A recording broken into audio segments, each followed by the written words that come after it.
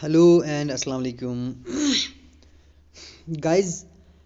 आज हम थोड़ा सा बात करने जा रहे हैं ऐसे राइटिंग पे कि ऐसे राइटिंग कैसे करते हैं। बहुत सारे स्टूडेंट्स को, मैक्सिमम स्टूडेंट्स को इसमें कन्फ्यूजन होता है।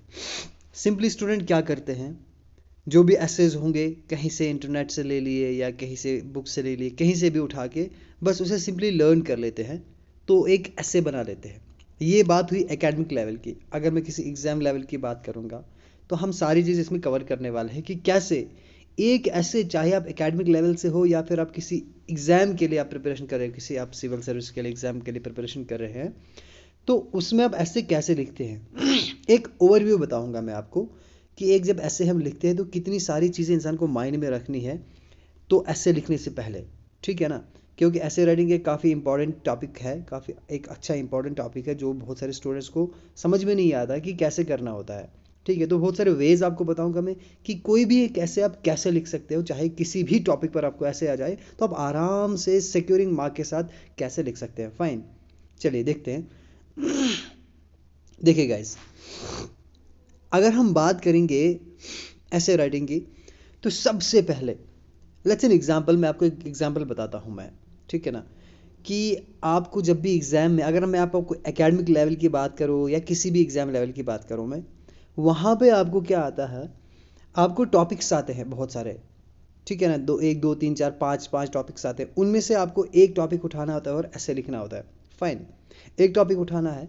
अब पांच टॉपिक में से सबसे पहली जो चीज़ है आपकी होती है टॉपिक सिलेक्शन। ऐसे लिखने से पहले आप जब क्वेश्चन देखते हो ऐसे पर, सबसे पहला काम होता है आपका टॉपिक सिलेक्शन। कहने का मतलब है कि आप टॉपिक को सिलेक्ट किस बेस पे करेंगे। सपोज आपके पास है पांच टॉपिक, ठीक है ना, एक दो तीन चार, चार टॉपिक है। चार में से आपको एक टॉपिक नंबर वन भी है, टू भी है, थ्री भी है। सपोज आपको ये सारे टॉपिक्स एक अच्छे से आते हैं। अब आप चूज कैसे करोगे। पहली चीज, आप वो टॉपिक चूज करोगे जो टॉपिक फैक्चुअल होगा, ठीक है ना। फैक्चुअल होगा, जिसमें फैक्ट्स हों, जो आपके पास, जिसके बहुत सारे एविडेंस हों। मतलब कि आप किसी भी, कोई भी आप रीज़न बताओ। अगर मिसाल के तौर पर अगर कोविड 19 पे आ गया, आप लिखोगे कि हाँ कोविड 19 बहुत ही लेथल है, बहुत सारे लोग मर रहे हैं। अरे वो तो सबको पता है लोग मर रहे हैं, आप नया क्या चीज़ बता रहे हो। आपका तो जो मार्किंग करने वाले तो आपको मार्क्स वहीं से काटता है। वो तो सबको पता है कि कोविड 19 चल रहा है, लोग मर रहे हैं, तो what is new in that. अगर 100 स्टूडेंट है, 1000 स्टूडेंट है, 1 लाख स्टूडेंट है, वो सब के सब यही लिखेंगे, तो what is difference between you and them.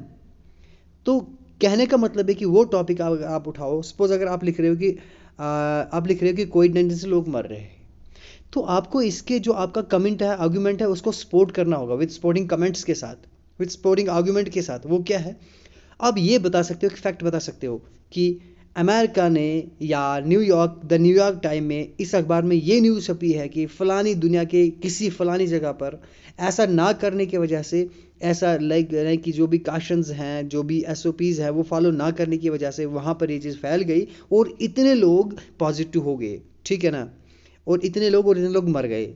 ये न्यूज़ ये बताती है। तो ये क्या है कि लोग जो मर रहे हैं उसका ऑथेंटिक प्रूफ आप दे रहे हो, ये होता है फैक्चुअल चीज़।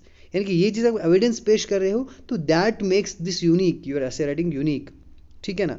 तो पहली चीज़ है कि आपको जब टॉपिक देखो, आप सेलेक्ट करना है कि कौन सा टॉपिक आपको आता है, जिसको आप अच्छे से ग्रैब कर लो, जिसको आप अच्छे से समझते हो, जिसको आप अच्छे से एक्सप्लेन कर सको, और जिसके अंदर आपके पास फैक्ट्स बहुत सारे हो, जो आपके पास ऑलरेडी एविडेंस के तौर पर चीज़ें हों वहाँ पे, ठीक है ना।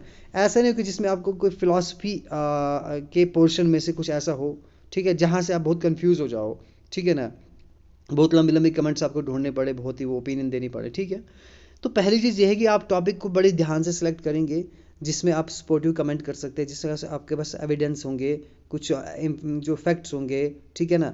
वो सारी चीज़ें आप क्या करोगे, यहाँ पर इंप्लीमेंट करेंगे। जैसे एक एग्जांपल अगर मैं आपको बताता चलो, टॉपिक सिलेक्शन में आपने टॉपिक सेलेक्ट कर दिया। सपोज एग्जांपल है, mass media has great responsibility in transforming the society.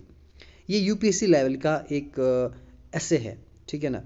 एक एग्जांपल मैं आपको इसी से समझाऊंगा, चाहे वो छोटी क्लास हो आप, तो ध्यान से। अब देखिए क्या है कि टॉपिक जब इंसान लिखता है, समझता है टॉपिक, तो टॉपिक को समझने में गलती कर देता है इंसान। अब कुछ स्टूडेंट ऐसे भी, कुछ एस्पिरेंट ऐसे भी जो मास मीडिया पे बहुत सारा लिख लेते हैं, ठीक है ना। इसका पार्ट रेस्पॉन्सिबिलिटी है, इसका पार्ट सोसाइटी भी है, इसका पार्ट ट्रांसफॉर्मेशन भी है, ठीक है ना। तो अब इसका जो क्रक्स वाला पार्ट है वो कौन सा है? Mass media has great responsibility transforming society.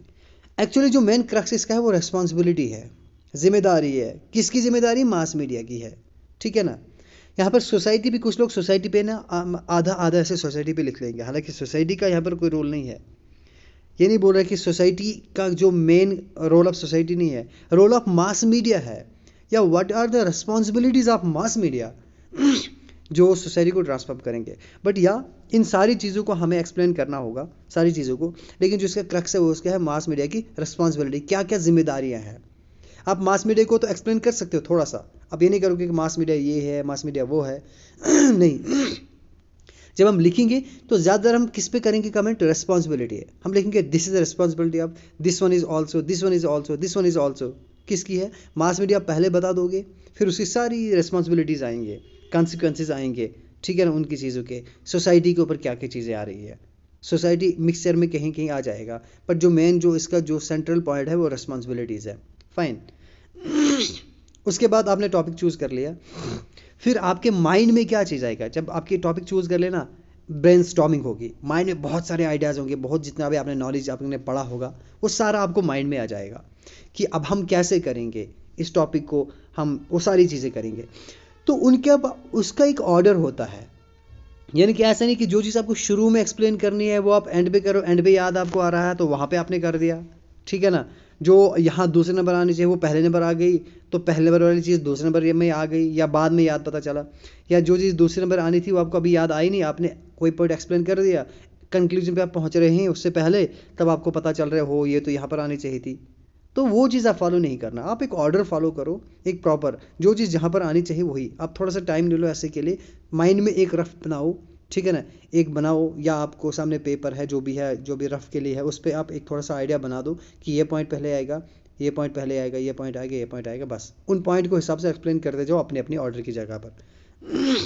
उसके बाद इंट्रोडक्शन, अब बात आती है इंट्रोडक्शन की। अब इंट्रोडक्शन हम यानी कि इसको ऐसे को हम स्टार्ट कैसे करें, इंट्रोडक्शन कैसे दें हम उसका। आप किसी भी पोइट्री को ले सकते हो, एक पोइम है ना, बहुत सारी पोइट्रीज ऑलरेडी आप याद रखा करें, बहुत सारी अच्छी अच्छी पोइट्रीज, जैसा ऐसे आया तो उसी हिसाब की एक पोइट्री उठा के स्टार्ट करो पोइट्री से, फिर उसको कनेक्ट करो, रिलेट करो बाकी पैराग्राफ ऑफ द ऐसे के साथ में, या कोई कोटेशन अच्छी सी उठा के लिख लीजिए, या कोई फैक्ट उठा के, या फिर कोई क्वेश्चन में एक क्वेश्चन से स्टार्ट कर दीजिए आप। ये एक बहुत अच्छी शुरुआत है, ऐसी की एक इंट्रोडक्शन करेंगे, काफ़ी अच्छी शुरुआत है। एक पैराग्राफ छोटा सा, एक पैराग्राफ में आप क्या कर सकते हैं, इंट्रोडक्शन अपना दे सकते हैं ऐसे का, पूरा इन फॉर्म में, इनसे आप इंट्रोडक्शन शुरू कर सकते हैं। सिंपल इंट्रोडक्शन नहीं आप कर सकते हैं, एक अच्छा ऐसे लिखना है तो आपको इन सब से इंट्रोडक्शन करना पड़ेगा। फिर आता है मेन बॉडी। मेन बॉडी में क्या है? मेन बॉडी में क्या आपको एक्सपैंड करना होता है, पूरा ऐसे को एक्सपैंड करना होता है। उसमें आपको सबसे पहले मेन पॉइंट्स उठाने, जो आपने जिसका आपने माइंड में रफ बनाया होगा या पेपर पर आपने रफ बनाया होगा, पॉइंट्स उठाए होंगे ऑर्डर से, मेन पॉइंट्स उठाएंगे ना, फिर मेन पॉइंट्स आप जो ही आप लिखोगे ना, उसके नीचे आप सब पॉइंट्स उनके उठाओगे कि इस पॉइंट के अंदर क्या क्या सब पॉइंट्स आ जाएंगे, ठीक है ना। जैसे अगर हमारा कोविड-19, ठीक है ना, अगर हम बात करें कि कोविड-19 एक मेन बड़ा पॉइंट आ गया, ठीक है ना, उसके अंदर सब पॉइंट्स उठाएंगे कि सपोज इंडिया, फिर आप लिखेंगे इंडिया के अंदर क्या हाल आता है कोविड-19 के, कितने लोग मरे, कहाँ कहाँ पर मरे, ठीक है ना, हु इज़ रेस्पॉन्सिबल फॉर कोविड-19, या आप लिखोगे वेव्स फर्स्ट, उसके एक्सप्लेनेशन सब पॉइंट में आ जाएगा, वेव सेकंड, ठीक है ना, तो उसके एक्सप्लेनेशन में तो सब पॉइंट्स आ गए, पॉइंट्स फिर सब पॉइंट्स, फिर उनको एलोबरेट करोगे सब पॉइंट्स को, तो आपको पता चलेगा कि एंड तक पहुँचते पहुँचते आपका एक अमेजिंग ऐसे तैयार हो जाएगा इस ऑर्डर के साथ में। तो कंक्लूजन एक ऐसी चीज़ है जहाँ पर अगर कोई भी मार्किंग करने वाला अगर आपका ऐसे का कंक्लूजन पढ़े ना, तो वो उसको पूरा ऐसे पढ़ने की ज़रूरत नहीं पड़नी चाहिए, क्योंकि सारा का सारा निचोड़ इधर कंक्लूजन में होता है। यानी कि अगर एक इंसान कंक्लूजन पढ़ ले, उसको पूरा ऐसे समझ में आ जाए, तो ऐसा कंक्लूजन होना चाहिए। चीज़ें रिपीट भी नहीं होनी चाहिए, लेकिन हाँ वर्डिंग अलग होनी चाहिए, लेकिन इसका सारा का सारा निचोड़ कहाँ पे होना चाहिए, यहाँ कंक्लूजन में होना चाहिए। तो कंक्लूजन आपका बहुत अच्छा होना चाहिए, जिससे क्या करता है कि जो आपका ऐसे है वो काफ़ी अच्छा बन जाता है, ठीक है। तो आई होप हल्का सा मैंने आपको, इसका मैंने बड़ा लेवल भी नहीं लिया और ज़्यादा छोटा लेवल भी नहीं लिया, मैंने आपको हल्का सा आपको एक आइडिया दिया कि हम एक ऐसे लिखते हैं तो हम कैसे लिखते हैं। तो आई होप आपको चीज़ें समझ में आ गई होंगे, वीडियो काफ़ी अच्छा लगा होगा। तो अगर समझ में आया तो ठीक है, अगर नहीं आया तो ये कुछ भी कोई क्वेश्चन है तो आप प्लीज़ आप कमेंट में पूछ सकते हैं, मैं आपको ज़रूर आंसर करूँगा। ओके, अल्लाह हाफिज़।